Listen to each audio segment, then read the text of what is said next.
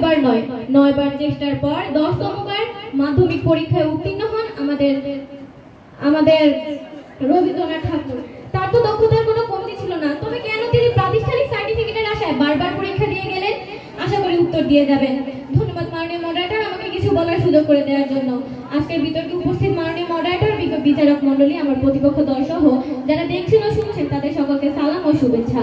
আজকের বিতর্কের মঞ্চে যে বিষয়টি উপস্থাপিত হয়েছে তা হলো সার্টিফিকেট নয়, দক্ষতাই ভবিষ্যতের চাবিকাঠি।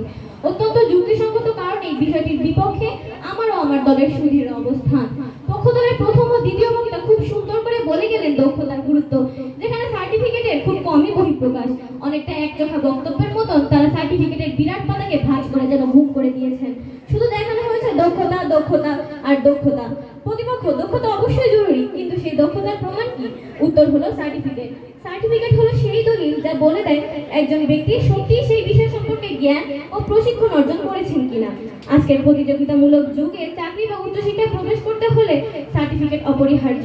কারণ আপনি যতই দক্ষ হন না কেন, আপনার কাছে যদি বৈধ সার্টিফিকেট না থাকে তবে কোনো প্রতিষ্ঠানই আপনাকে গ্রহণ করবে না। একজন ডাক্তার দক্ষ হতে পারে, কিন্তু তার যদি মেডিকেল সার্টিফিকেট না থাকে তবে তিনি রোগী দেখলে আইনের চোখে সেটা সম্পূর্ণ অপরাধ। 2020 সালে বাংলাদেশ ওভার দ্য কাউন্টার কিছু লোক নিজেদের ডাক্তার পরিচয় দিয়ে চিকিৎসা দিত। পরে জানা যায় তাদের কারোরই মেডিকেল সার্টিফিকেট ছিল না। পরবর্তীতে ভুল চিকিৎসায় অনেক রোগীর মৃত্যু ঘটে। পরবর্তীতে এই ঘটনার পর পুলিশ তাদের গ্রেফতার করে। তথ্যসূত্রে দ্য ডেইলি স্টার। আমাদের সমাজে প্রচলিত আছে যে কাগজের নাম তারই কাম।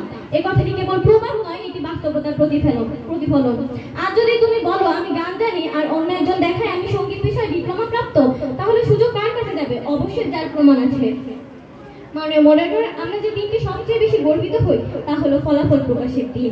যেদিন বাবা মায়ের চোখে আনন্দের অশ্রু ঝরে, যেদিন সন্তানকে ঘিরে বাবা মায়ের স্বপ্ন পূরণের ধাপ শুরু হয়, যেদিন হাতে আসে ছোট্ট এক টুকরো কাগজ যার নাম সার্টিফিকেট। এই সার্টিফিকেট একটি মানুষের স্বপ্ন পূরণের আকাঙ্ক্ষা, পরিশ্রমের পুরস্কার, আত্মসম্মানের প্রতিচ্ছবি। সার্টিফিকেট হলো বিশ্বাসের প্রতীক, কেননা একজন প্রার্থী সম্পর্কে নিয়োগকর্তা, সমাজ বা সরকার প্রথম যে প্রমাণ খোঁজে তা হলো তার শিক্ষাগত সার্টিফিকেট। একটি সমাজের সংগঠন, প্রশাসন, চিকিৎসা, প্রকৌশল সবকিছুই সার্টিফিকেট প্রাপ্ত মানুষের উপর নির্ভর করে। সার্টিফিকেটহীন মানুষের হাতে দায়িত্ব তুলে দেওয়া মানে কিছুটা বানরের হাতে তরোয়ার তুলে দেওয়ার মতনই। প্রতিপক্ষ ভাবুন তো, সার্টিফিকেটহীন শিক্ষক, সার্টিফিকেটহীন ইঞ্জিনিয়ার, সার্টিফিকেটহীন পাইলট, তখন কি সমাজের শৃঙ্খলা বজায় থাকবে? আশা করি উত্তর দিয়ে যাবেন।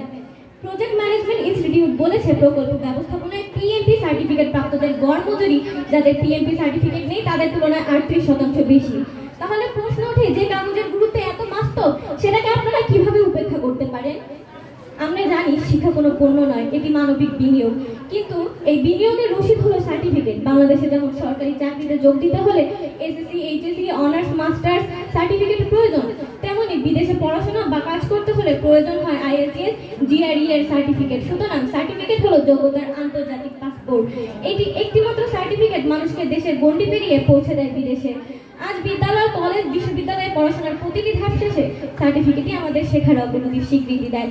যদি সার্টিফিকেটের প্রয়োজনীয়তা নাই থাকে তবে শিক্ষা প্রতিষ্ঠানগুলোর অস্তিত্বই যেন অর্থহীন হয়ে যাবে। লক্ষ্য করুন, ইতালির একটি জরিপে বলা হয়েছে 79% ছাত্র ও 80% নিয়োগকর্তা মনে করেন যে পেশাগত সার্টিফিকেটই চাকরি পেতে সহায়ক। ওই একই জরিপে আবার বলা হয়েছে ভারতের নিয়োগকর্তা উত্তরসূরিতে প্রার্থীর আবেদনকে শক্তিশালী হিসেবে 92% ক্ষেত্রে সার্টিফিকেটকে বিবেচনা করেন। প্রতিপক্ষ, দক্ষতা ব্যক্তিগত, কিন্তু সার্টিফিকেট সামাজিক স্বীকৃতি। জীবনে সফলতার ক্ষেত্রে দক্ষতা হলো সফলতার সিঁড়ি, আর সার্টিফিকেট হলো সেই দরজা খোলার চাবি।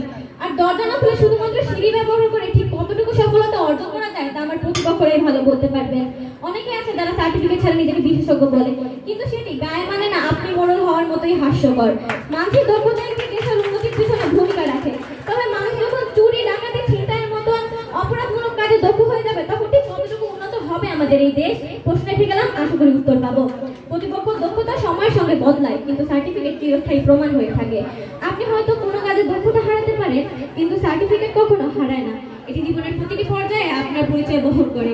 যেমন একজন ব্যক্তি 10 বছর পর চাকরি বদলাতে চাইলে তার পুরনো সার্টিফিকেট তাকে আবার নতুন সুযোগ এনে দেয়। বর্তমানে অনেক দক্ষ কর্মী বিদেশে কাজ পায় না, কারণ তার কাছে কোনো ডিপ্লোমা বা শিক্ষাগত সার্টিফিকেট নেই। অর্থাৎ সার্টিফিকেট না থাকলে দক্ষতা অকার্যকর হয়ে পড়ে। হ্যাঁ, মানছি দক্ষতা শুধু প্রয়োজনীয় নয়, গুরুত্বপূর্ণ বটে, কিন্তু তাকে তো কখনো সার্টিফিকেটের উপরে স্থান দেওয়া যায় না প্রতিপক্ষ।